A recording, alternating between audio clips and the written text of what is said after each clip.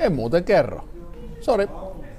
No, se varmaan riatlon, kun sitä niin paljon on harrastanut. No niin, joku roti. Mene seuraa mun Instagramiin, niin tiedät. Tää on helppo. Lohikeitto ja nimenomaan vaimon tekemänä. Se on muuten hemmetin hyvää. En anna reseptiä, koska mä en tiedä sitä. Sori. No nyt on kyllä vähän bad hair day. Pipo pääsi. Oot oikeesti ihan tosissaan ton kysymyksen kanssa. Puusauna, totta kai. Oikein hyvä puusauna. Mä oon muuten hyvä lämmittää saunaa. Todellinen kirvesmies. I promise. Mä oon enemmän koira-ihminen, mutta viimeisen 7 vuoden aikana musta on tullut kissafani. Eli meillä on 2 kissaa ja mä oon perheen ainoa koira. Tänään mä vedin itse asiassa keitetyn kananmunan, mut jos sais valita, niin kyllä mä paistetun ottaisin.